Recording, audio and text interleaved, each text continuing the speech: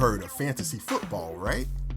Well, today, we make our own fantasy picks as we take our favorite comic book stories and turn them into television shows and feature films. So, okay, let us explain.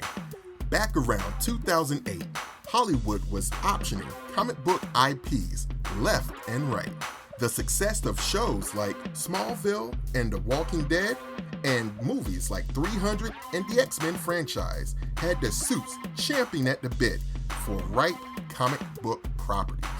And out of that era, we got some good ones, such as A History of Violence, Ghost World, and Red, along with a few stinkers like The Spirit film, Painkiller Jane, and the Blade television series. So, for shits and giggles, the three of us each picked a story, cast it with actors, hired creative departments, and produced it into a film or television series. So imagine a world with an X-Men movie starring Rutger Hauer as Magneto and Grace Jones as Storm, or an Invaders television series starring William Zabka as the original Human Torch and Ralph Fiennes as the treacherous Baron Blood, or an adaptation of Sandman Mystery Theatre starring James McAvoy as Wesley Dodds and Emilia Clarke as Dian Belmont. Oh yes, we go there. As always, thanks for checking out SiDEBAR Forever. And hey, don't forget to subscribe to us here on SideBarForever.com or wherever you get your podcast. Good morning, Dr. Silberman. How's the knee? Did you just have a brain fart? I know Taekwondo. Stop eating my sesame cake! You're killing me, Smalls. Fuck with me, and we'll see who shits on the sidewalk. Come quietly, or there will be trouble. Clearly, I wasn't talking to you, big titties. You cherub-looking motherfucker. While you were still learning how to spell your name, I was being trained to conquer galaxies. The real question is, what are those?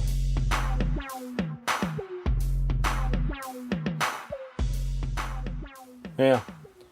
But the idea for this conversation was born out of thinking back to 2007, 2008, right around that time when a lot of comic creators that we knew, some that we were friendly with, but really you just, like my grandmother used to say, you couldn't swing a dead cat without hitting the comic creator whose book had been optioned. Yeah. Seriously. Right. Seriously, it was all the rage. And Adrian, you had mentioned about Mark Miller. Yeah, oh yeah. In Miller World. Yeah, man. With Mark Miller, and his Miller World titles, it really seemed like everything he touched turned to gold, man.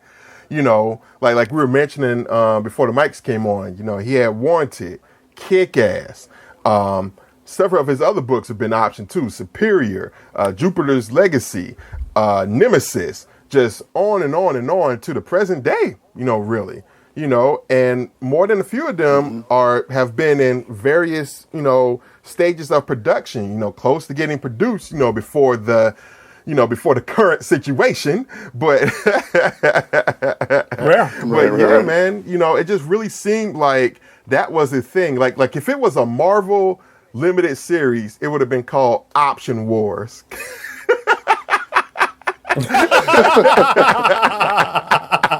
Like it would, like the cover would have been just a bunch of comic creators just running at you, Kirby hands blazing. Kirby cracking.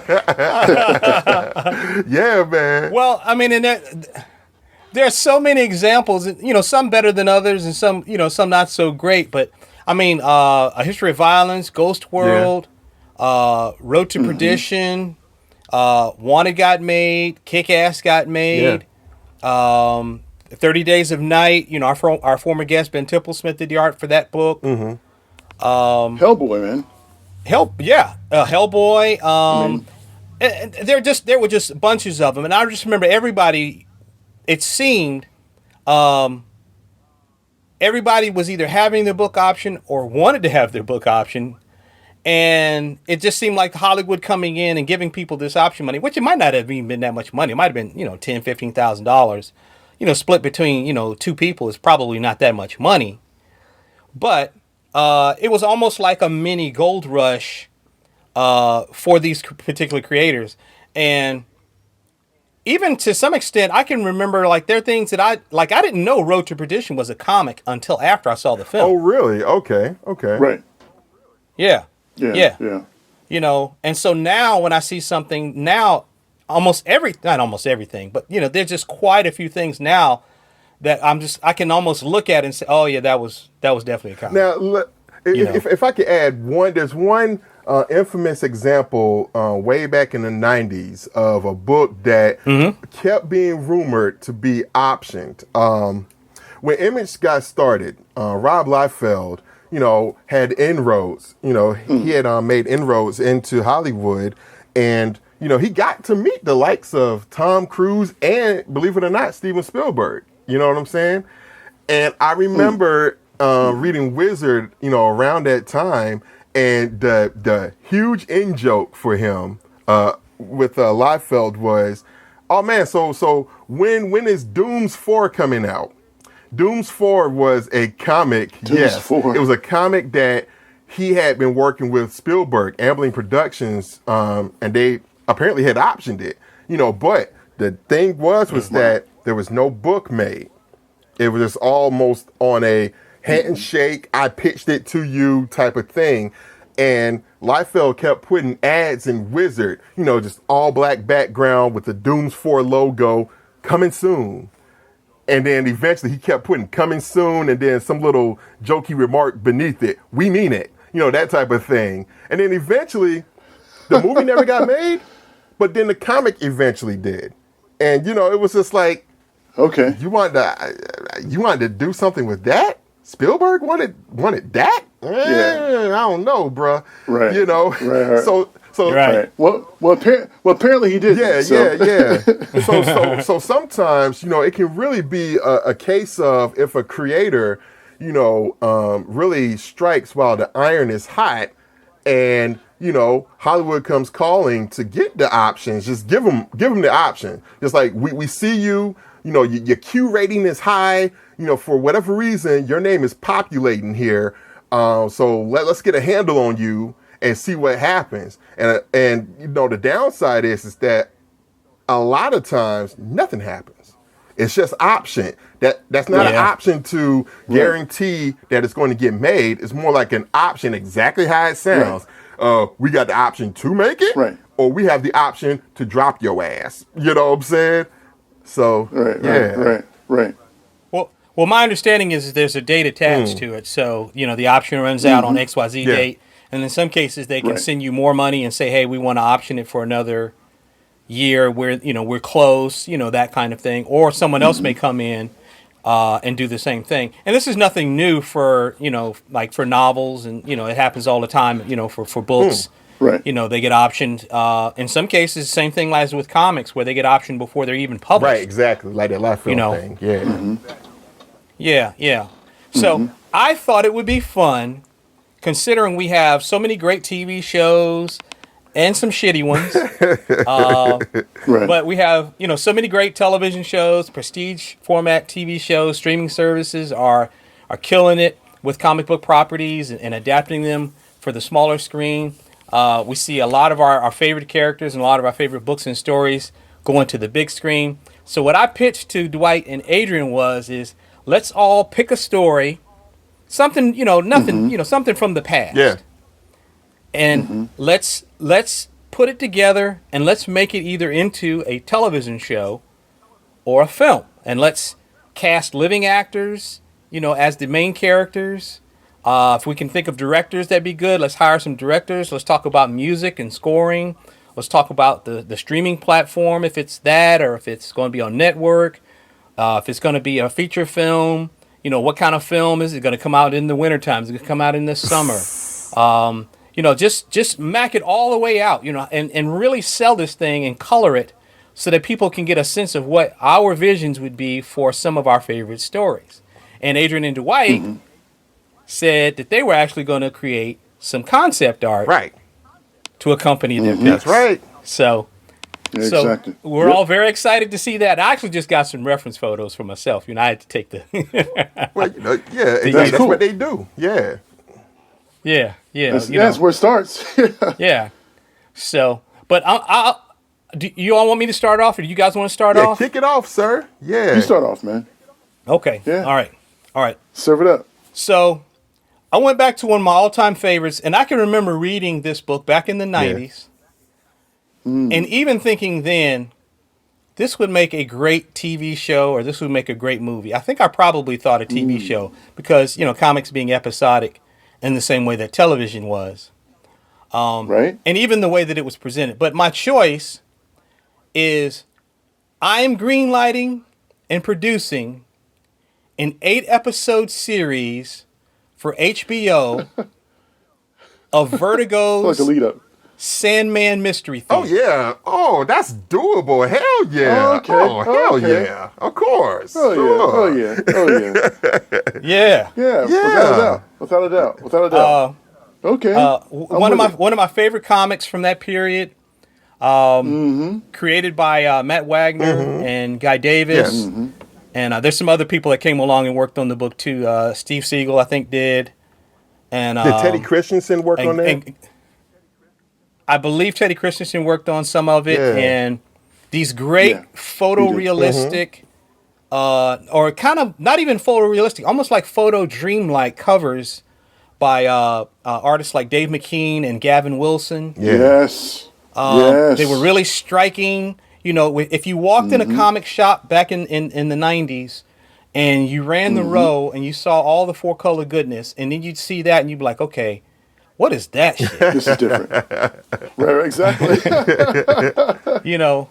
And That's true. And I was immediately drawn to it because I could remember like summers, flying back and forth to Chicago and spending summers in Chicago with my dad.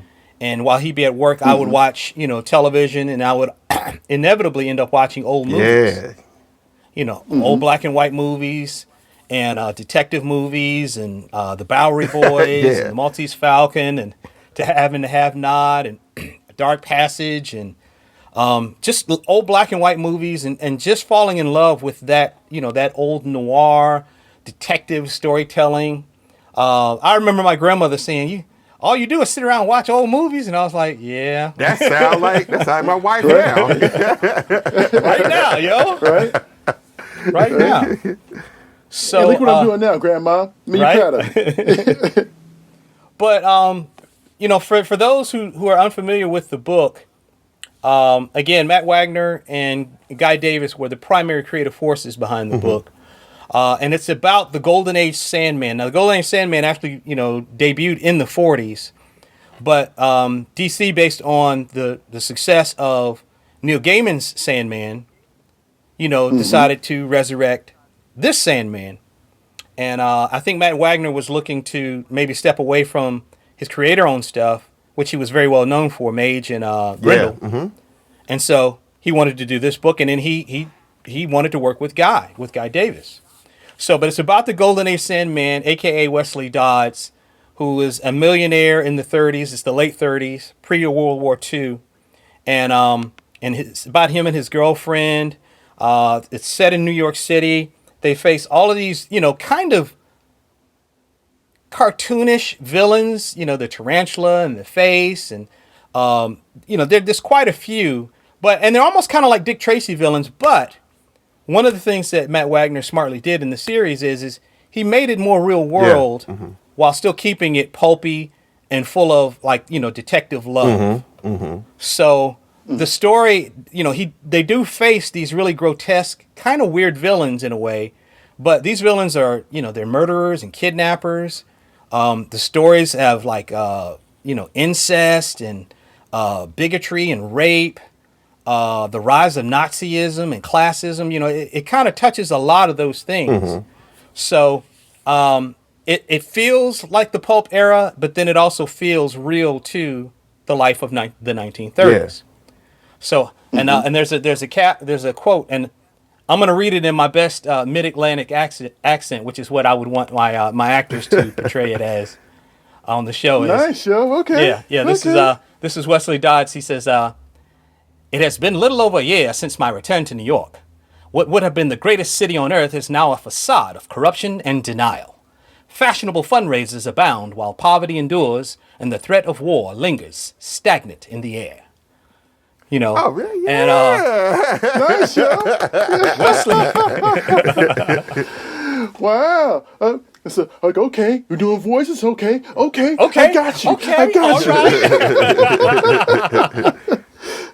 Right. But Wesley is, he's a millionaire. He inherited his father's fortune, and he comes back to New York, and he's very disillusioned. And a lot of the characters back in those pulpy days, they were all like secret millionaires who, wanted to run out in the middle of the night and get stabbed and beat the fuck up. But I have no idea why that was always the thing. You got all the money in the world, and this is what you want to do with it. Okay. Sir. You might want to spend some of that loot on therapy.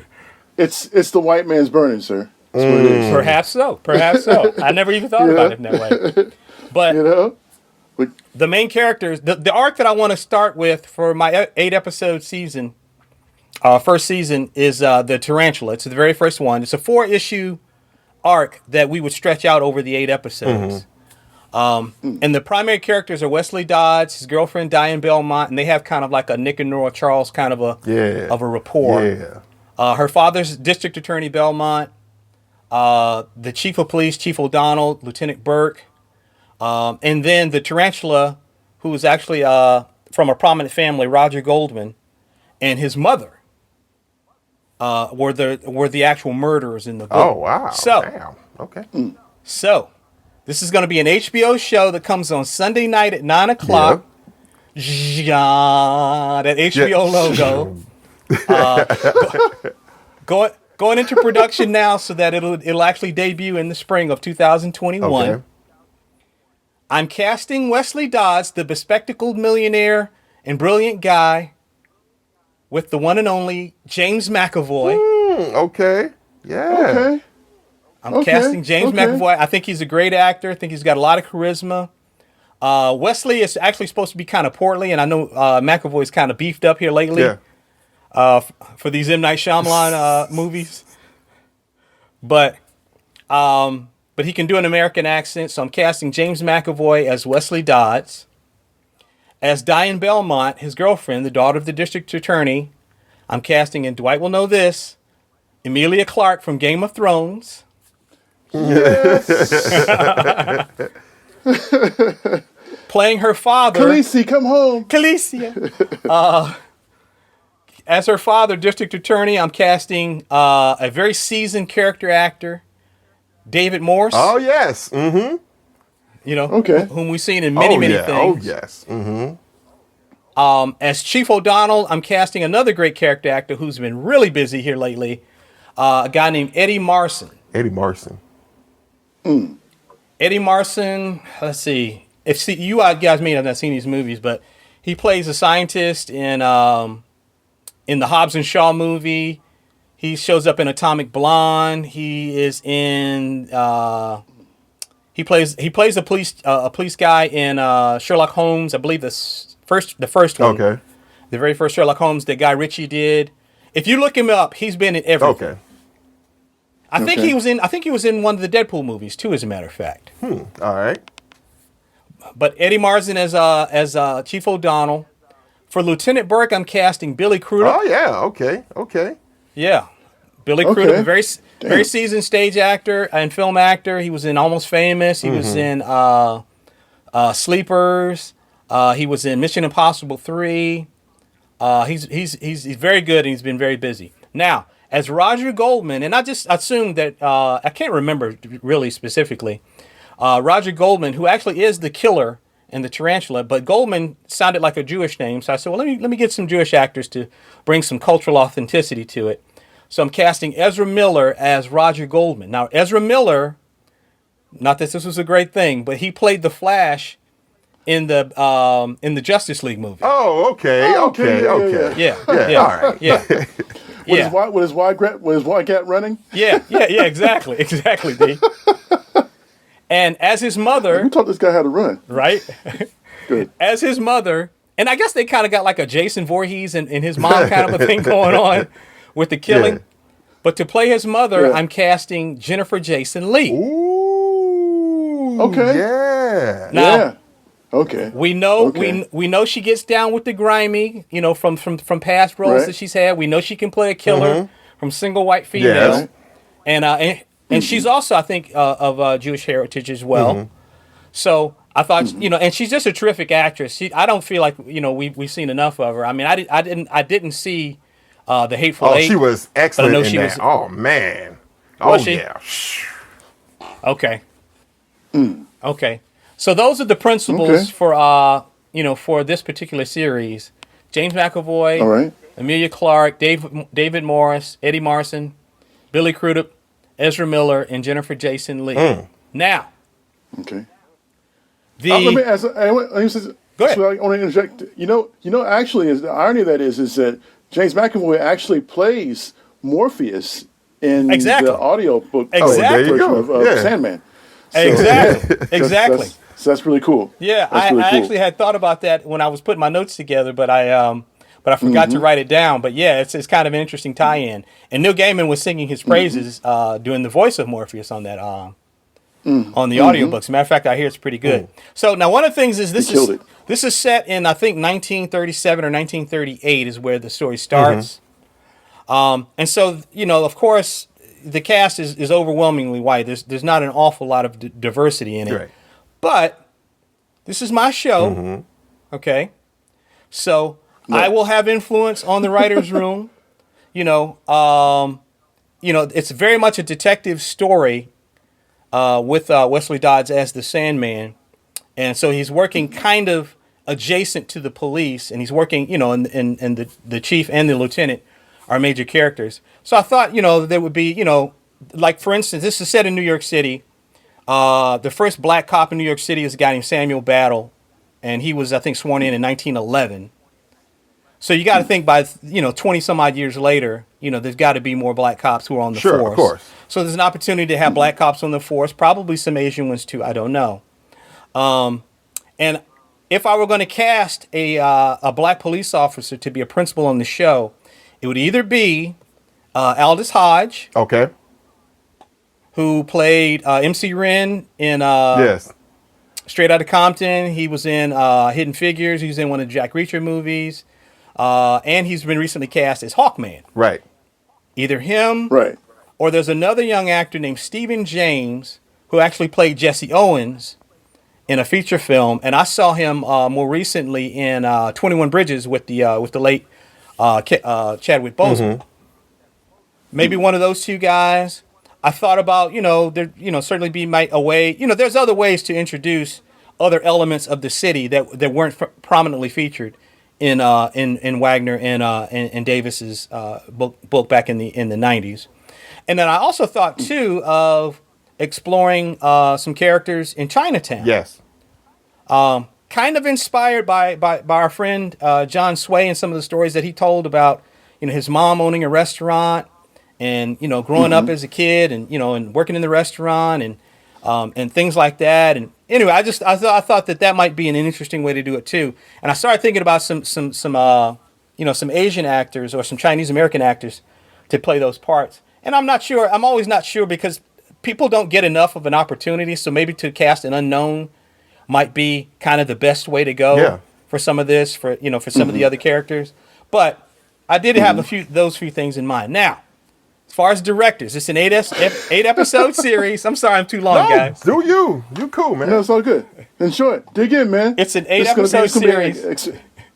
So I'm going to hire Brad Bird to direct the pilot and the season finale. Okay.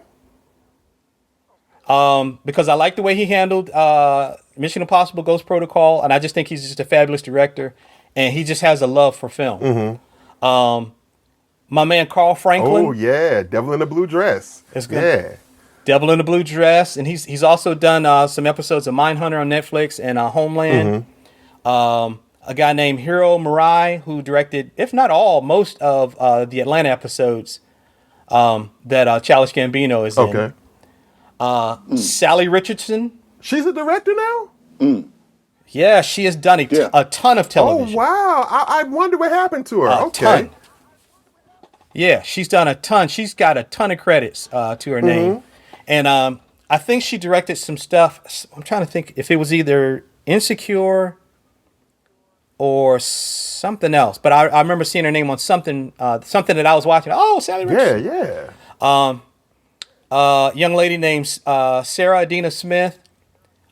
She's a feature film director and a writer, but she directed, I think watched it. She directed the Amazon series Hannah. Yeah. Which was based on the film with Eric Bana and Saoirse Ronan. I think that I'm pronouncing her name right. And then last but not least would be a guy named Jan Demange, who directed the pilot of Lovecraft Country, which I think is still the best episode of that series. I'm going to hire a showrunner, Sam Esmail of Mr. Robot fame. He's done a ton of other things. Head writer on the show is going to be a guy named Andy Greenwald, who is a podcaster and a journalist, but he also wrote and created a show called Briar Patch that Rosario Dawson was on recently, which I really liked. Oh, yeah, on USA. Yeah. Yeah, it was pretty cool. USA. Now, I'm sorry. Of course, when it comes to the funky storyboards, I am only fucking with my man Warren Drummond. Of course. And I am only fucking with my man Brian McGee. Yes. That's it. Right. That's it. Enough said, okay? That's it. And I thought about music for the show because I picked some period tunes. The theme of the show would be the song Dream a Little Dream of Me, which was written in 1931. And I forget who originally recorded it, but there are 3 versions of it. And I'll play snippets of it on the show. One by a singer named Zia V. Eddie Vedder does a version of it, and then there's like a kind of almost like a lo-fi hip hop version of it by a band or a musician named Sandor. Okay. And that'll be the theme. There'll be all kinds of various versions of "Dream a Little Dream of Me." Additionally, the Ink Spots. I don't want to set the world on fire. I don't want to set the world on fire. Yes, yo. Yeah. The dripping water in the pot, yo. Yes, yo. All of those things. Coleman Hawkins' Body and Soul. Artie Shaw's Begin the Begin. Art Tatum's Stormy Weather. And just for shits and giggles, Bob Hope's and Shirley Ross's Thanks for the Memories. And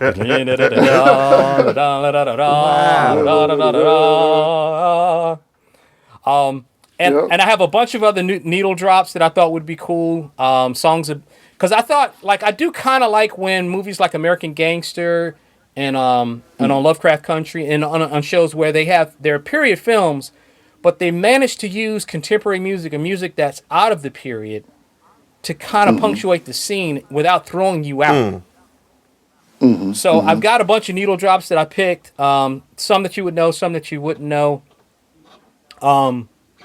D, I thought a great one would be the Eurythmics, The City Never Sleeps. Yes, man. Yeah, that one. Yes. You can hear the sound of the underground train. Yes, man. There's a song by Telepop Music called Yesterday Was a Lie. It sounds like a Billie Holiday song, but like on acid. Wow, I gotta hear that then. That's a hell of a combination. Yeah. Oh man. Yeah, it's pretty freaky. Nick Cave and Kylie Minogue have a song called Where the Wild Roses Grow, which I really liked. I think would be good. The Kills have a song called What New York Used to Be, and also a song called Good Night, Bad Morning. And for the closing credits, as typical, and I'm finished now. At the end of every episode, it'll go black, and then there'll be a needle drop of something to punctuate the episode, and then it rolls credits. Sure. And so I thought about Crowded Houses, Don't Dream It's Over. Radiohead has a song called Nice Dream. Smashing Pumpkins has a song called Take Me Down. Metallica's Enter Sandman. Yeah. And Jim James, who's in a band called My Morning Jacket, has a song called The World's Smiling Now, which I thought would be great as well. So, anyway, That's it. I have talked enough. No, Bruh, loved it, man. Loved it, that man. could work. Seriously. Yeah, man. Yeah, man. Yeah, man. Yeah, man. Man, all thing I would say as far as added music goes, if I can add, be so bold as to add, you should do Mr. Sandman, yo. Mr. Sandman. You don't think that would be too on the nose? Yeah. Like, that's like, ding! Well, it is on the nose. see, my only thing with that is like you said, being too on the nose, and I don't want to use too many things from the period. You know, like I tried to stay, all this stuff that I mentioned, the period music, is actually from the 30s. Yeah. And I kept thinking of songs by Lena Horne and Billie Holiday, and I was like, okay, damn, that was in the 50s. Damn, that was in the 60s. Mm-hmm. So I said, if I'm going to go outside of it, I wanted to do some things that were a little offbeat. And like you said, not be too on the nose or too right in there. So, of course, all those things can change, and who knows, you know, depending upon how much money you have to spend on licensing, you know, you may not have enough to get Mr. Sandman. You know what I mean? Yeah. Right. So, anyway, who's next? D. No, Adrian. D. Yeah, go for it, man. I'm very curious because your pick is very close to my heart, so I'm very curious. Yes. You bet. And look, D. I'm gonna go old school black church on you. You better sing. You better sing. Okay. You better sing. Yes.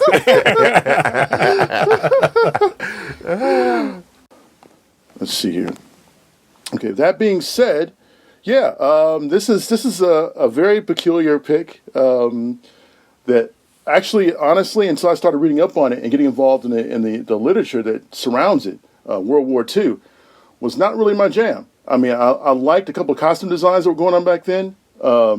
I didn't care much for the lead artist that really did the work on it, but I have a great appreciation for his work now based on that. Sorry, I'm talking about Frank Roberts. What is your pick? What's the title of the pick? The title of the pick is Marvel's The Invaders. Yes. The Invaders. Yeah. From World War II.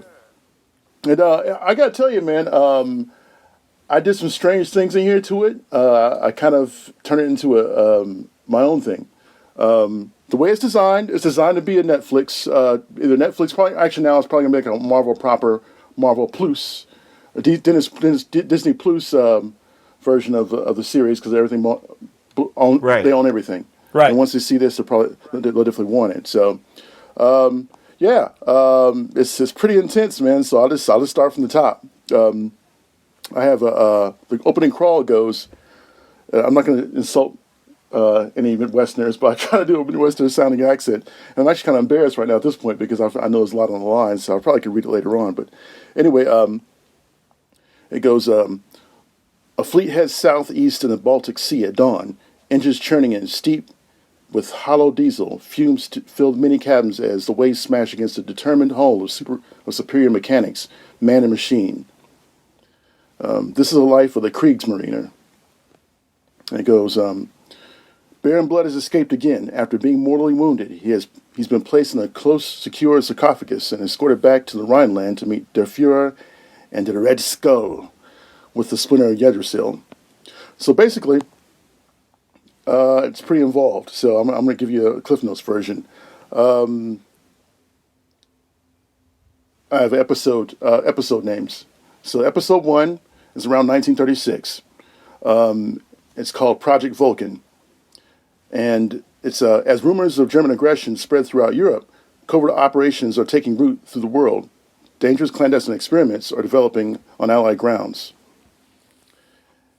And episode 2, Tea and Trumpets, around 1937.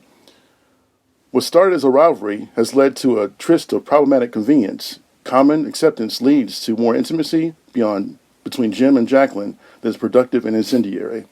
Now, before I go any further, I'm going to go into the casting of said characters. And this is where it's gonna and I changed some things. So lay it on us, Joe. Yeah, go for it, man. Yeah. Okay. So start with the obvious first. The obvious, of course, is Baron Blood is one of the main characters throughout the series.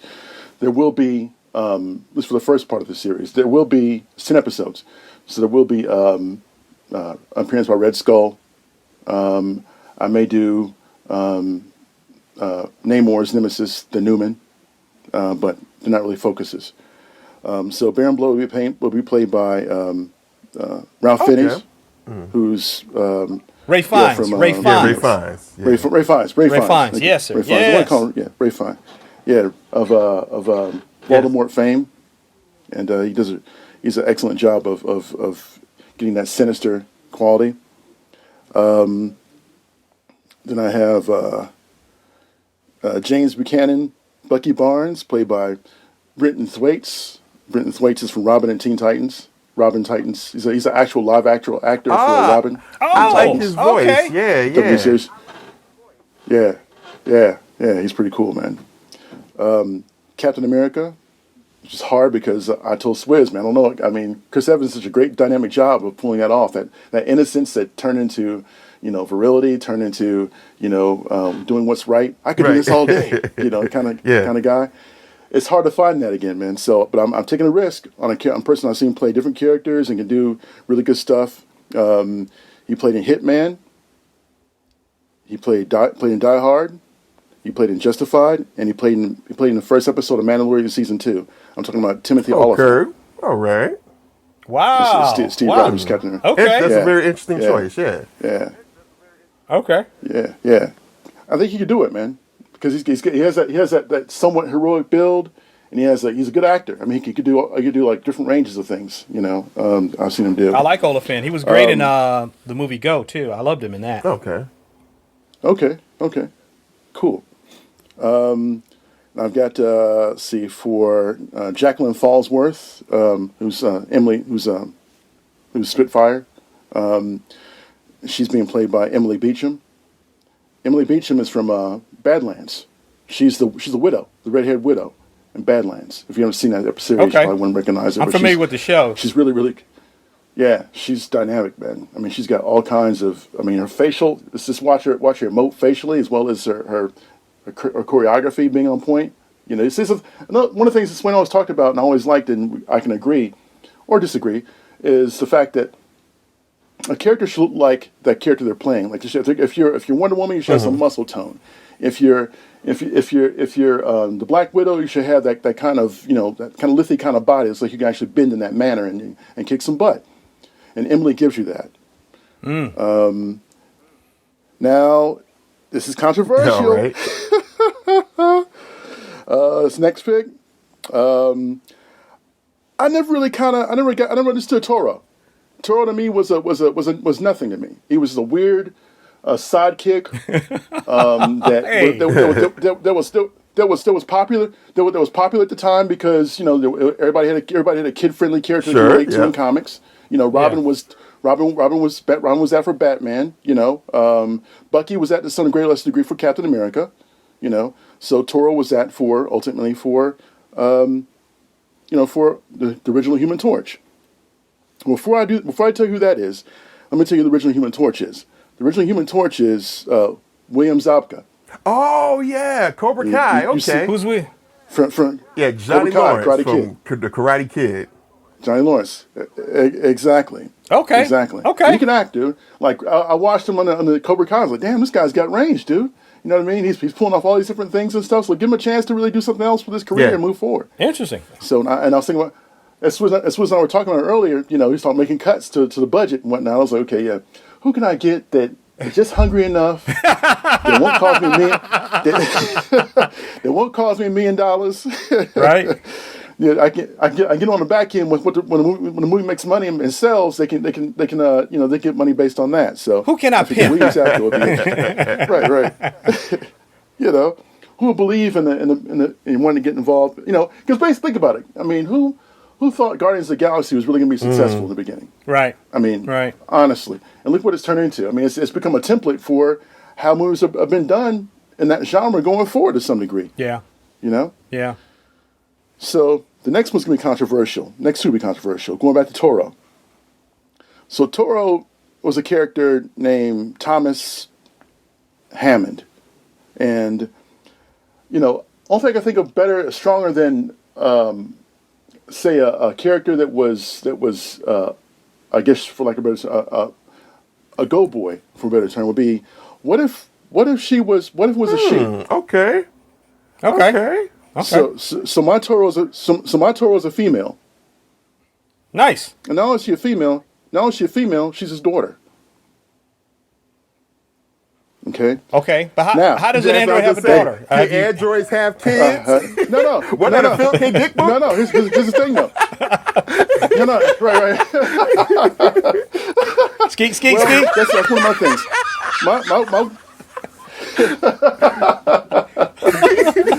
My William Zabka, my Spitfire, my Human Torch is not an android. He's a human being. Okay. So I took that out altogether. He's not. Mine's a human being. I don't know, yo. Hey, man. I'm folding my arms, yo. Here we go. Okay. Thank you for doing that. So let me give the background now. Let me tell us how it goes down. All right. Okay. So let's go up. So Human Torch, Jim Hammond, played by William Zabka, early SSR, not SHIELD, is a field agent. Okay. Spitfire, Jacqueline Fallsworth, is an agent of MI13, which is a real organization, semi-real organization created by Marvel Comics. It's like an extension of the British intelligence agency. Okay. As the obvious German unification or outcry or Nazism starts to spur in his head in Europe, people are concerned, so they start sending out their intelligence agencies all across the dominant world. So they dispatch Fallsworth, who is an heiress to speak to America, and her and Jim Hammond, they're counterintelligence professionals, right? So they're working together, but also working against each other with trying to get the one-upsmanship to find out who has the best intel and to head off the Nazi regime, right? So during the process of that, of course, there's a love thing happens. They fall in love and they do their thing. Okay, that child is Toro. Okay, that's the first thing. Okay. Secondly, what happens prior to that as they're doing research. Of course, Hitler's always into this, and so is the Red Skull.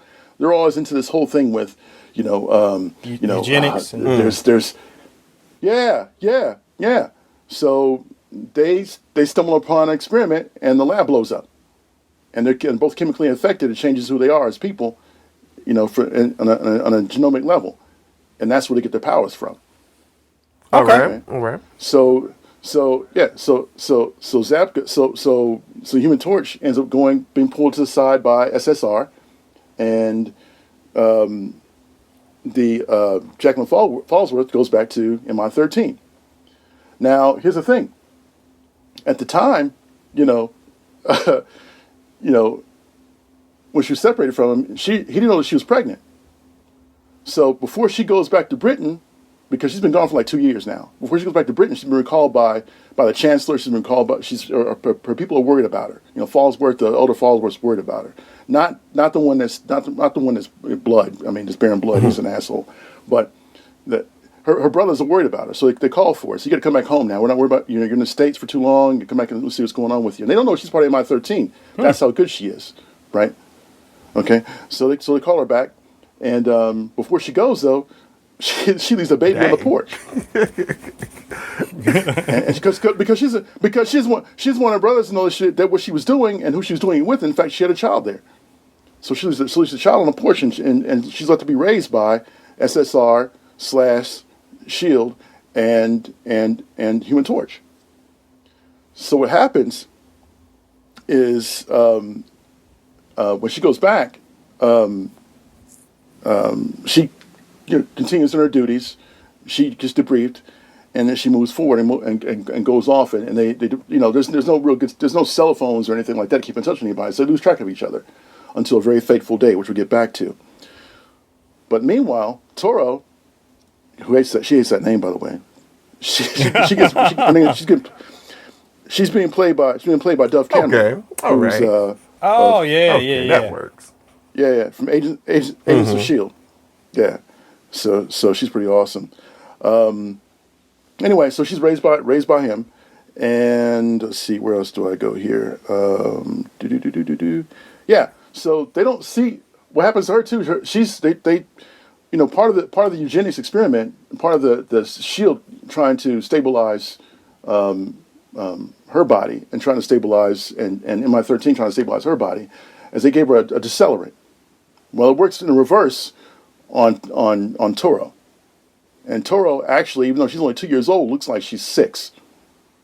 So the reason she looks like she does inside the first time we see her in the Invaders inside in the comic is because, and the reason he acts so petulant and crazy and weird, like he's always got an edge to him, like a bullfighter, the bull Toro, is because he's actually younger than he actually looks. She's actually younger than she actually looks. So she ages 2 years every 6 months. Oh, okay. Okay. Yeah. Okay. Yeah. So that's basically my thing behind Toro. So now, Swizz, what do you think about it? Is that cool for you? Do you guys mind it being an android now anymore? Does it matter anymore? Is it my characterization decent enough to be? It sounds like you put enough thought into it, yo. I can go with it. Mm-hmm. You know what I mean? Because if it's just told as some heroes in World War II, well, that's kind of boring. Right.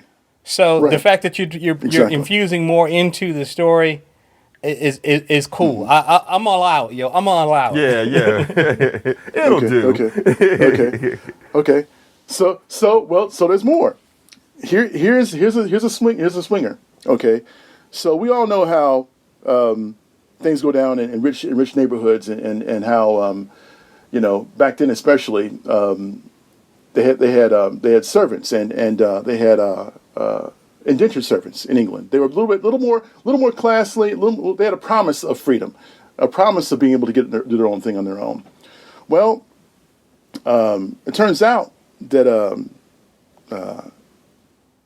James Fallsworth, who was the original Union Jack, had an affair with his black maid. That's Sally Hemings. Oh shit! Sally Hemings, yo. Thomas Jefferson. Oh shit! Yes, yo. Okay. Yes, yo. So here's the thing.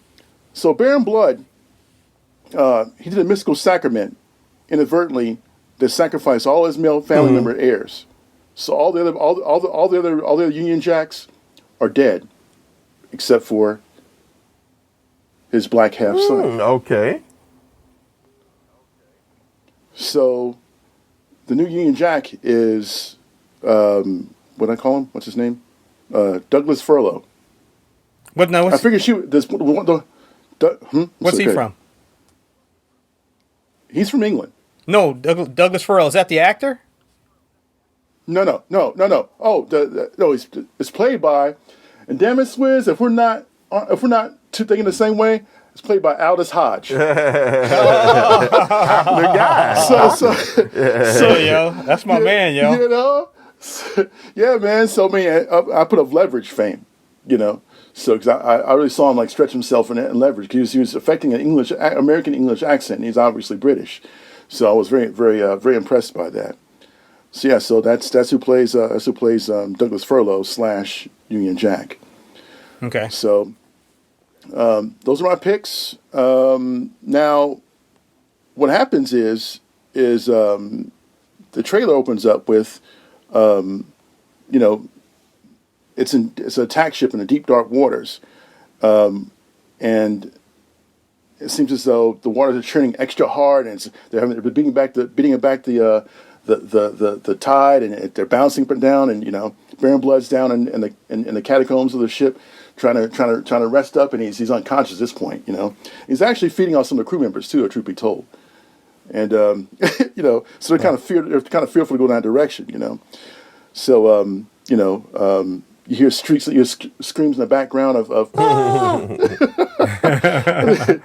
and then you see one of the German officers. He's like, he goes, oh no, the mystic concert is there to help, take care of Blood. It's like, Captain, the Baron must not be disturbed from his quarters. he's talking about the water bouncing and stuff. And then the German naval officer says, "We cannot command control the seas, Herr Doctor."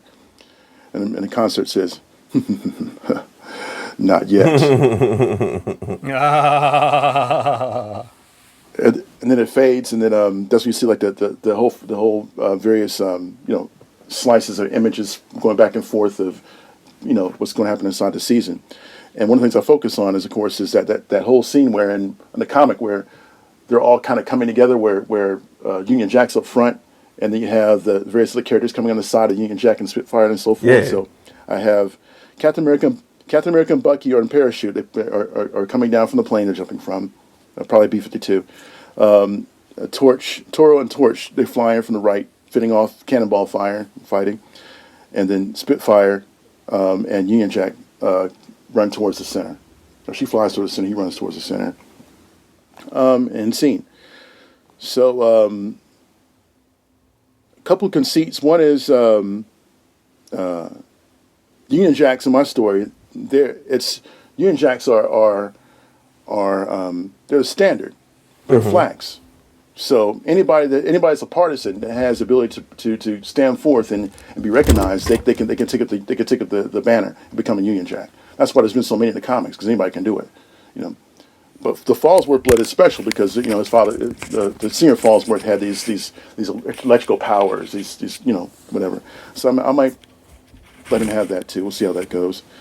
But So again, it's designed for Disney Plus under the Marvel banner, and it's 10 episodes. And I have a couple musical ideas, but I really want to do more like mood than I do songs.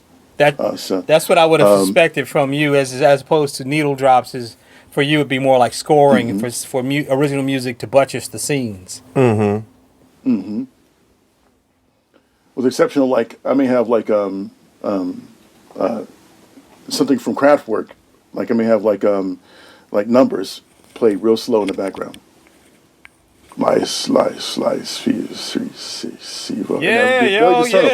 It'd be very, very simple, very, very discernible. You know what I mean? And have the whole beat go real slow. Do. And then you'll be like, what the hell is that? Right. You know what I'm saying? And that'll be my thing, man. So hope you guys like it. Like I said, like Swain talked about, Adrian and I will be doing illustrations or character designs based on this. So I've got 10 episodes to kind of lay out in that regard, and I'm looking forward to sharing everybody. Yeah, man. What I've done. Now, I did notice that there was one character missing from your terrific re-envisioning and reimagining of the Invaders, and I think Adrian knows who I'm talking about. Yes. Okay, go ahead. Where Namor at, man? Namor. Yeah. I got him, yo. And where's the Destroyer? I fuck with them stripes, yo. I fuck with them striped pants, yo. Well, the Destroyer may appear in season 2. Okay. But Namor's right here. Namor actually, the reason I didn't tell you about, because I want to give it away, was the deep dark churning waters actually is Namor stirring up the ocean with whales. So they're having all that problem because there's whales underneath the ship, underneath the U-boat, causing the water to be additionally hard to get through. So he's trying to redirect them and steer them and push them to the side, get them to their destination, which is down the Baltic Sea to the Rhineland. So Namor's there, and he's played by in the interest of trying to be or giving diversity, true diversity, not just lip sync or talking about diversity. Namor is he's Asian. Okay, all right. Yeah. He's of Asian and Italian lineage, which is played by a character from Grey's Anatomy named Alex Landy. I don't know him before. Yeah. So he's a good-looking dude, man, and he's got the arch eyebrows like Namor, and he's got a good physique. You put some wings on his feet and some trunks. He's good. You know what I mean? I'm gonna put him in that black. There you go. That's smart. That Elvis 1968 comeback special. Yes. Well, but before we do that, though, I got to give a shout out to the Speedos, though. You got the Speedos, though, with the little enough respect. Coordinated Enough respect. belt. Okay. Enough respect. You know what I'm saying? Enough But respect. Yeah, definitely when he's wilding out, though, when he's going into the battlefield, he's gonna have the black hell Elvis gear. Hell yeah. I don't know if I ever said it on the show before. What's that? But I have a friend who said, "Man, Namor is just a water racist, yo." That he an aqua supremacist. He'd be like, "Yeah, land dweller." It's like that's like the N-word to him or something. You know? It's like he was just full of slurs, like he was xenophobic or racist or something. He just was not. If you were not from the water, he was just not down, yo. Well, I mean, think about it, man. Think about it, though, man. Think about it. I mean, all the trash that we deal with as surface dwellers goes down into his world, where his world is. Yeah. So I mean, he's got a right to be kind of pissed off at it to some degree. And, you know, and he comes from Atlantis. Atlantis, of course, is a sunken part of Rome. So my idea is all the ethnic groups that have disappeared or died at some point are actually culminating and have racial diversity in Atlantis. Mm. So you have that mixing. So you have the Italian mixing with the Asian. You have, you know, Africans mixing with, you know, whatever they're mixing with to become this whole hodgepodge of real ethnic diversity. Mm. So. Yeah. I can't wait to do this. Namor of Atlantis.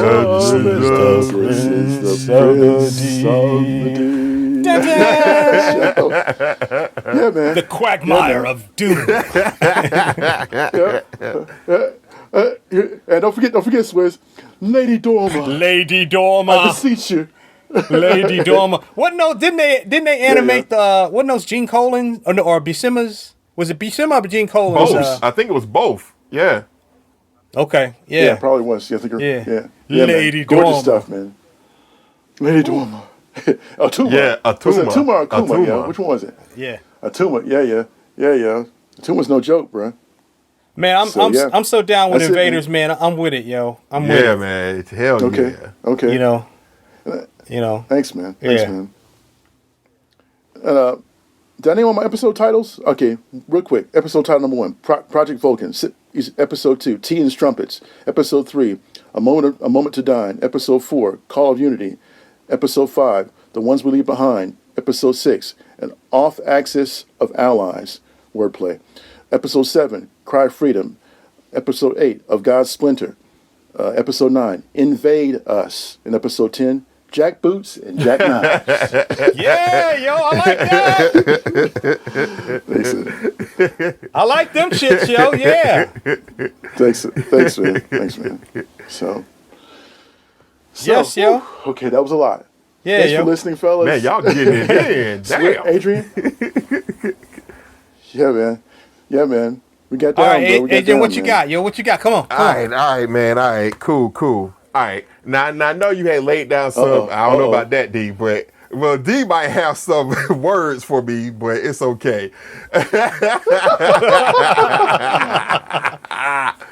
I love you, man. Doesn't matter. You know what I'm saying? Whatever you say, all right, I cool. got you. We only hurt the ones we love. All right, so this one goes out to the ones I love. now Swain had laid down some parameters as far as, you know, some guidelines that we were to follow with, you know, our picks and everything. But I kind of parlayed outside of that, you know, because I did it all in one go. You know, I was in dialysis. And I talked to you guys, and go ahead. I know. Look. Allow me. Just give me some leeway, dog. But okay. So after I left the house, I had the whole thing nearly in one go, and I sat in the car for like 10 to 15 minutes afterwards, and I scribbled down everything, and then I refined it, and so here it is. All right. The year is 1987. Real time. This is real time. And Warner Brothers has optioned from Marvel Entertainment the Uncanny X-Men. And they will be producing a feature film. Oh, man, y'all. Oh, man. Wow. Oh, man. Warner Brothers says option. D's eyebrows have not returned from the back of his head yet. Neither have his eyes either. Okay, but anyway, yes, Warner Brothers has optioned the Uncanny X-Men for production as a feature film scheduled for release in the spring of 1988. All right? All right. This film will be directed by Russell Mulcahy of Highlander fame. Now, you may wonder, why did you go with James Cameron or someone like that? The reason why I didn't was that James Cameron at this point, he was hot off of Aliens and obviously Terminator, and he's gearing up for his next feature film that he's going to write and direct as well, The Abyss. So, and plus, he costs too much. At this point. Yeah. He really costs too much. He wants too many. He wants too many exactly. pennies. And he turned his, Mulcahy was on the cheap. Exactly. And Mulcahy, he's good with effects, and he's good with a kind of a story that has several elements in it of kind of jumping back and forth and whatnot. So Mulcahy is the director. Okay. The screenplay will be written by Lawrence Kasdan of Raiders of the Lost Ark, Star Wars fame, things like that. And I picked Kasdan because he is excellent with ensemble cast, like The Big Chill and things like that. You know what I'm saying? And so around this time, he's perfect. Like he's in that pipeline. You know what I'm saying? So Kasdan to write it. Music would be by Michael Kamen. He's hot off of Lethal Weapon, Die Hard, Highlander. Right. And I think his musicality would add that mid-80s tinge to it, that he was so popular for. You know what I'm saying? When I was writing my pick down and refining it, I was hearing like those big orchestral tracks from Die Hard and Lethal Weapon playing in my head. You know what I'm saying? So he would do the music. Okay. All right. Now, as far as the picks and the characters. All right, here we go. I know D give me that. All right. You tread hollow ground, Highlander. All right, but anyway, yeah. Your name's Candy. Of course it is. Right. All right, here we go. All right, as Magneto, one of the parameters that Swain did say is that if you pick an actor, they have to be alive today. But I was thinking that even though I'm producing this in 1987, I still wanted to stay true to at least that parameter that Swain set. So initially, my first pick for Magneto was going to be Rutger Hauer, the late Rutger Hauer.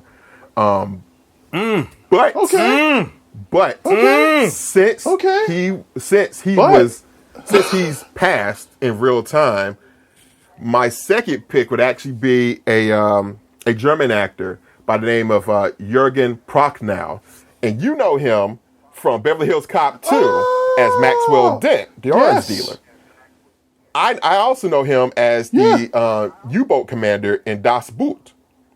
And if you look at Jürgen Prochnow even now, he looks more like Magneto present day than he even did back in the 80s. But I would cast him back then. You know what I'm saying? German accent. I think he's an excellent actor. I mean, he's had some really great parts. He is. Excellent. Okay. All right, here we go. Let me jump in real quick, Adrian. Let me jump in real quick. Go ahead. Based on the fact that you're setting this in 1988, it would make sense that anybody who was alive in 1988 could actually play the parts. Okay. Damn. Well, I wish I would have. That actually makes sense to me if you're setting it in 1988 as opposed to... In other words, if it was being made today, that was the point of let's use actors today. If it's being made in 1988, use 1988 actors. Oh, okay. Oh well, it's okay. So you can do Tom Cruise as Wolverine or oh hell no. No. He's got the height, yo. He's got the height. That's true. No, but all right. Well, okay. No, I will say though, Swizz. I will say though, Adrian, man, both those actors are primo selections for Magneto. Yeah, like they. Yes. Yeah, like they pop right to mind when I started, I was like, oh, I know exactly who Magneto's going to be. Come on. Absolutely. And it wasn't Shirk and Victor Maitland too? And was he Victor Maitland? No, you're thinking about Stephen the first Burkhoff. Beverly Hills Cop? Stephen Burkhoff was Victor Maitland in Beverly Hills Cop 1. That's right. That's right. Yeah, you're right. All right, okay. so all right, here we go. Okay. Going down the rest of the cast list. Okay. All right. Okay. For Wolverine, this is 1987. For Wolverine, it would have to be Mel Gibson. Glenn Danzig. Hell no. But I know he wanted to play Wolverine for years, though. And again, he does have the height. But no, for Wolverine, it'd be Mel Gibson, man.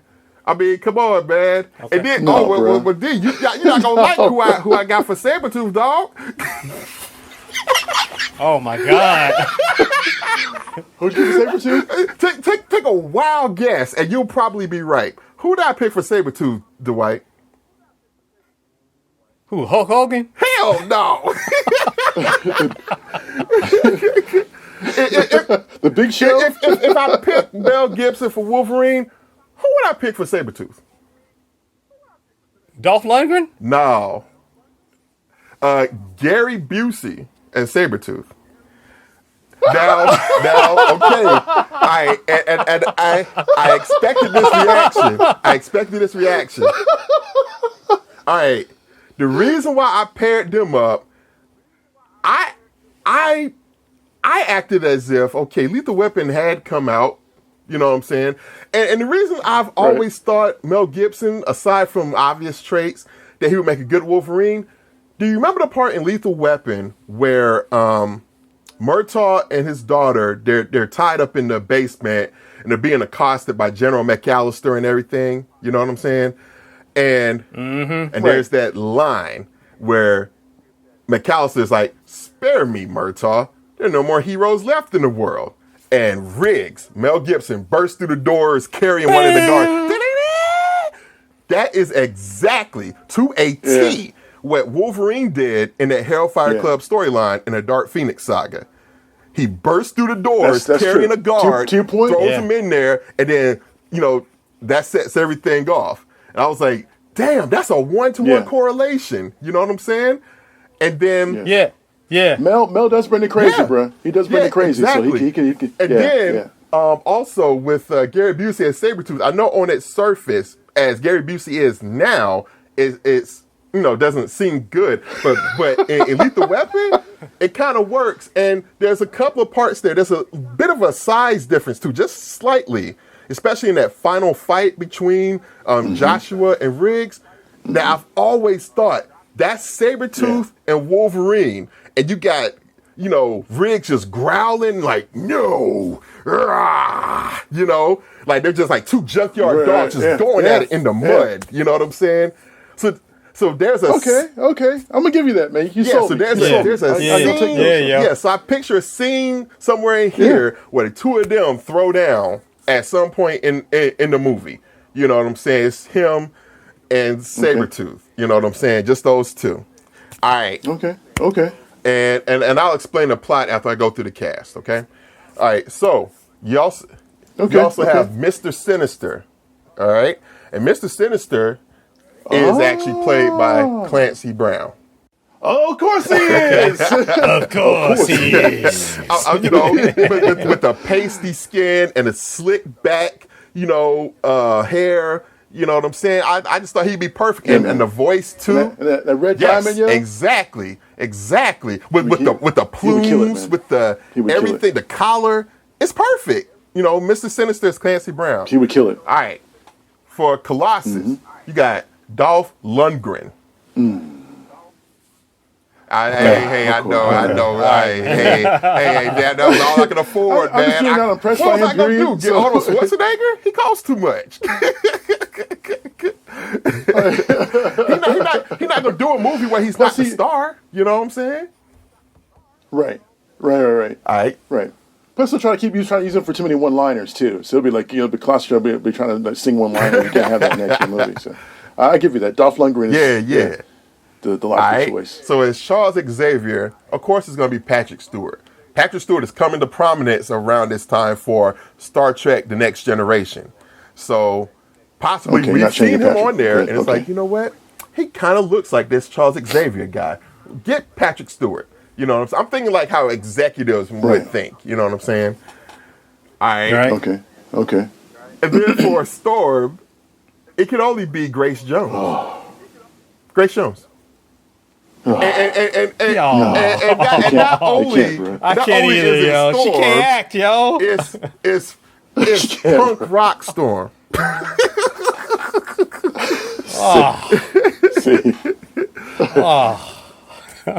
You had me too with the Grace Jones, bro. Grace Jones, pull up to the bumper, baby.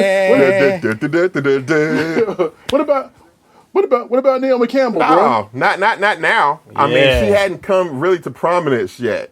You know what I'm saying? In 1988, you got to be kidding. Really? I thought she was in the. She was a supermodel. I thought that was more like the early 90s, like 90, 91. I don't think so. 80s, okay, 80s. But my pick of Grace Jones still stands. Okay. Okay. I like that, man. All right. For Cyclops, you have to be Dennis Quaid. Like you just need somebody just. What the fuck? You know, just somebody who could just play like a do-gooding asshole. Just he always means well, but to a fault. And it's just like and also have that brash confidence that he just rubs up against you. And I'm thinking like Dennis Quaid from like The Right Stuff, you know, and things like that, where he's like, he's super competitive, but he could also lead. You know what I'm saying? So Dennis Quaid for Cyclops.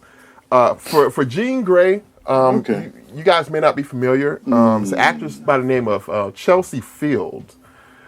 She played, some people might actually know her as Tila from Masters of the Universe. Oh, okay. Damn. But she played the wife of Bruce Willis in The Last Boy Scout, and currently she. Oh yeah. Yeah, and she's been in a bunch of movies. Like I think she's just very attractive, but also she has a great build. You know, in terms of I can see her as Jean Grey. You know, dye her hair red. There you go. You know what I'm saying? Okay. All right, let's see. Where am I at now? Okay. So I need to start in on some of the Brotherhood of Evil Mutants. All right. But what about there's no more X-Men? I did. Yes, I did mean to explain. All right, there is no Nightcrawler because again, this is 1987. So you have the rise of conservative Christians who are boycotting a movie. Jerry Falwell, Jim Baker, Jimmy Swaggart, who are like, don't put that devilish abomination in a movie or we'll boycott it. So that's why you don't have any Nightcrawler. But that's pretty much it because I had to keep the cast kind of contained. I couldn't just throw everybody in there. You know what I'm saying? Okay. You can keep it contained by not putting Grace Jones as up in there, bro. I stand by that. That should be one of my strongest ones, though. But anyway, all right. So for the rest of the Brotherhood of Evil Mutants, for Pyro, you have Malcolm McDowell, Alex from A Clockwork Orange. Okay. I know he is, but that's a waste of an actor, dude. He's a strong actor, dude. Yeah, I just, you know what I'm saying, he's not going to do too much except throw fire and sound English and have that snide English. You know what I'm saying? Like, I see somebody to be like Cockney just throwing fireballs. What do you do?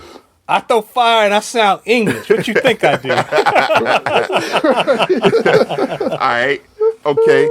And this next character, I would imagine that they would be looking at some of the storylines around that time. And one of the storylines around this time was like the Mutant Massacre, A Fall of the Mutants, somewhere in there. And Mr. Sinister had a group called the Marauders that went down and were killing the Morlocks and everything. And there's one character in there that I thought would be a good addition to this particular team of evil mutants. The character's name is Scalp Hunter, and basically he's able to form up this rifle. Okay. That would be played by Billy Drago. You know him as Frank Nitti. He's been in a lot of movies. He always plays a villain. Always. Just slimy, creepy ass, just don't give a fuck villains. And that's what Scalp Hunter did. Like, he was blowing Morlocks away and not caring one iota. He didn't give a damn. He said, Mr. Sinister sent me down here to kill y'all, and that's what I'm going to do. Bam!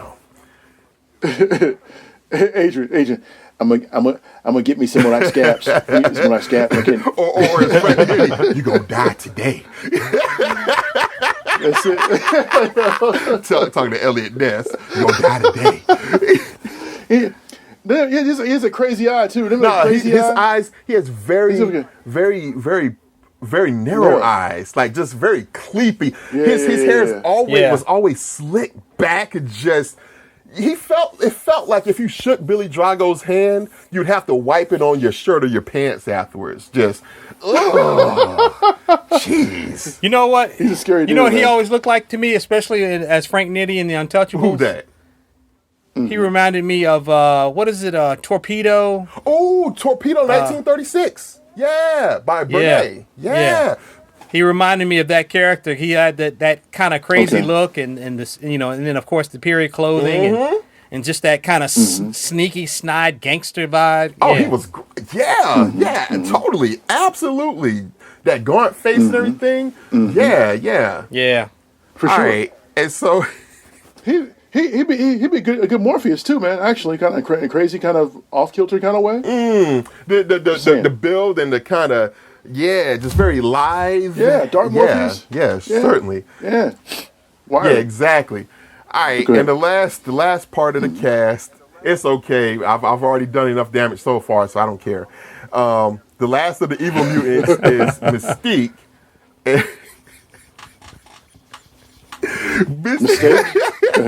Mystique would be played by Adrienne Barbeau. Oh, my God. And the reason why, man, my first choice for Mystique would have been Sigourney Weaver. But again, after Aliens, after 86, can't afford her. She made $1 million for that movie. Can't afford her. So I had to go to a go-to. Adrienne Barbeau, she's obviously vivacious, and just needed just enough to act, just enough to sell that. Just enough. Put some blue... What's up? You know what though? If you, to your point, if she just did the original John Byrne version of Mystique with the skull on her head and the cropped hair and the not with all the scabs and stuff to turn into to morph and stuff.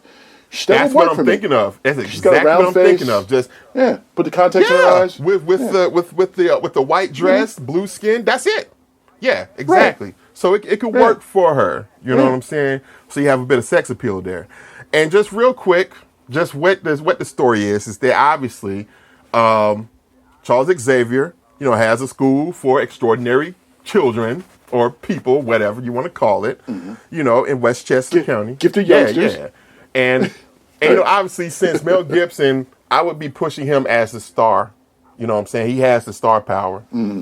So Wolverine comes into the plot as he always does, and he's kind of just the fulcrum, the introduction, just like that Singer X-Men. You know what I'm saying? And we get to know the X-Men. I'm going with it. So we go with so we're introduced to the X-Men and everything. Meanwhile, Magneto has sank a Russian submarine called the Leningrad, which actually happened in issue 150 of Uncanny X-Men. And he wants to steal the nuclear arsenal that's on there. And he takes the missiles and he absconds with them. And to cover his tracks, he has a collusion with Mr. Sinister and his Marauders. That's the band of evil mutants and everything, Sabretooth and all of them, to kind of cover his tracks. Sure. And he wants to use them as kind of like a buffering force against, the X-Men coming after him. But he also uses them to frame the X-Men as well for these various crimes to cover his tracks. A similar thing happened in Uncanny X-Men 200, where the X-Men were being blamed for these attacks on military bases and everything. And there was graffiti sprayed saying the X-Men were here, or that, mutants rise, down with humans, that type of thing. So the X-Men eventually have to be on the run to not only clear their name, but also to stop Magneto from using this arsenal, And Magneto, again, we can't afford an asteroid M, so he just has an island, okay? I'm thinking like a producer here. You know what I'm saying? And so one of the key scenes that I had in mind, outside of Wolverine and Sabretooth, throwing down, there's an interchange when they finally track Magneto down to his island. Charles Xavier is in tow, and he's asking Magneto, why are you doing this? Aren't we supposed to show the humans that we're not supposed to be like this? We're supposed to be asking for unity. And I could see Jurgen Prochnow in that cold voice, that he does. He's just like, Charles, you speak of begging. You want me on my knees to beg these people, these mere humans, for our freedom, just like how I begged the bastards at Auschwitz to not kill my mother. I begged, and I begged these people not to kill my wife in Israel. And now I am done with begging, Charles. No, it is they who will beg us to not rain Armageddon upon them and show them the ascension of Homo Superior. That's it. Nice, yo. Yes, yo. I'll take that, yo. So that's my pitch, fire, dog. That's fire.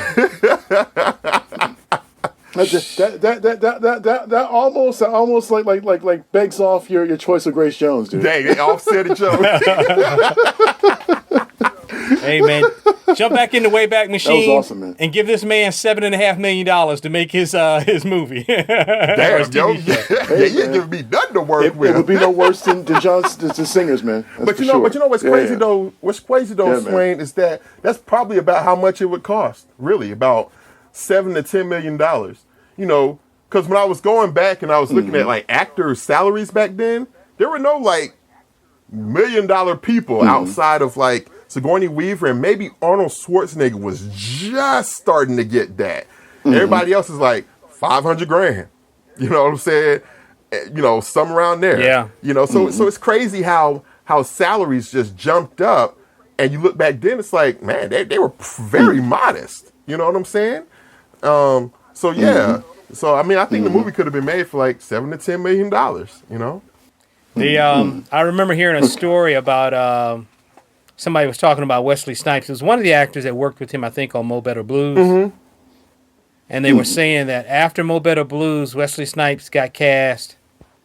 It was either Mo Better, I think it was Mo Better Blues, and they were talking about doing a sequel or something, maybe. Wow. Okay. With his character Shadow. Mo Better Blues. But anyway, what it was after that, he got cast in Demolition Man. Oh. And I think he got $4 million. And they said that was it. You couldn't bring him back for any of that Spike Lee shit after that. Yeah. Yeah, exactly. $4 million. Wow. That's what's up. Yeah.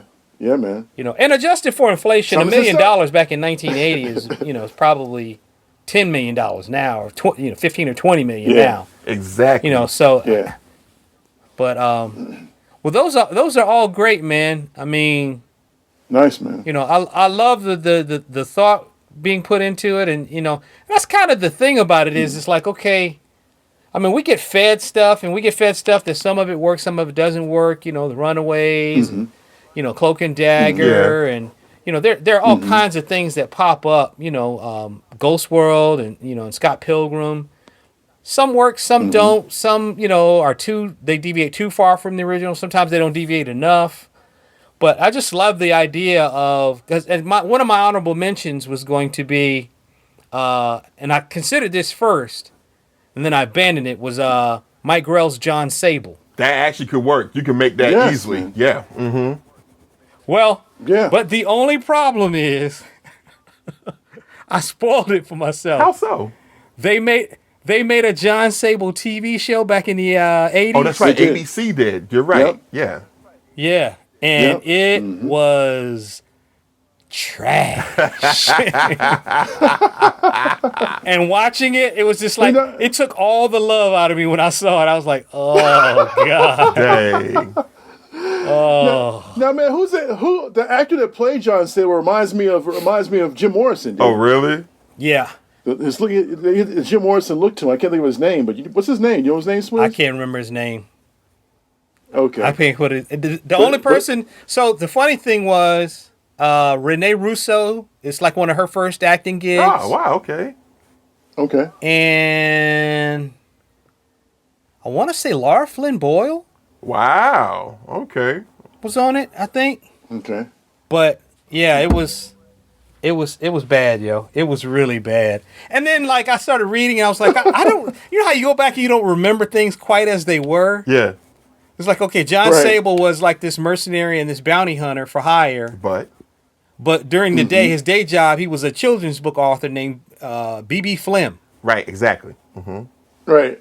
And his publisher knew who he was, and it's like, anyway, it was just kind of an odd, he was in the Serengeti, and he had a family, and his family was killed by poachers, so he ran back to New York and became a mercenary. Anyway, I was just like, okay. Oh man, but Swizz, the soundtrack for that would be so gorgeous, dude. That whole Toto song, man. Well, yeah. Man, but yeah. So who would you cast as John Sable then if you were going to do it? I didn't even get that far. I mean, okay, he's supposed to be in his 30s. Uh-huh. Mm-hmm. So it'd have to be somebody kind of 30s, 40s-ish. They got to be athletic. But he was kind of, Grell always drew him kind of like lean and kind of tallish. Yeah. So I don't know. I didn't even give any thought, to be honest with you. I didn't even give any thought. Like I said, I was like, John Sable TV what? I remember this. Oh. Right. And Grell, I think, actually did a novel. He wrote a novel just called John Sable. I think it was just called John Sable. Okay. That he did later on. But anyway, this was a lot of fun, man. Yeah, it was. Plenty of laughs, man. Plenty of good picks, plenty of thought-provoking picks too. That was like, that could actually work. Yeah. Yeah, man. Yeah. Yeah, man. Yeah, man. I'd love to see a live-action Sandman version from that era, man. That'd be awesome. I could totally see that, man. And do it black and white. Do it black and white with splashes of color, man. Do it monochromatic, dude. You know what I mean? Yeah, maybe. That may not work. That may not work in terms of a long format series. He worked for Sin City for what? 2 movies, 3 movies? How many of those did they do? That's true. That's true. Yeah. And this got me to thinking too, like about stuff that worked as an adaptation versus stuff that really didn't work, like that Blade TV show that was on Spike. Sticky Fingers. You know what? If you didn't see him, I mean, it kind of worked for a minute. I watched it. I actually found myself wanting to see it. I got over seeing him as Sticky Fingers and started seeing him as see him as Blade. That concludes this episode of Sidebar Forever, hosted by Dwight Clarke, Swain Hunt, and Adrian Johnson. You can find us online at sidebarforever.com. Any emails or questions can be directed to us at sidebarforever@gmail.com. And also, subscribe to us on social media. You can find us on Facebook, Twitter, YouTube, and Instagram. Sidebar Forever is copyright 2020. Dwight Clarke, Swain Hunt, and Adrian Johnson.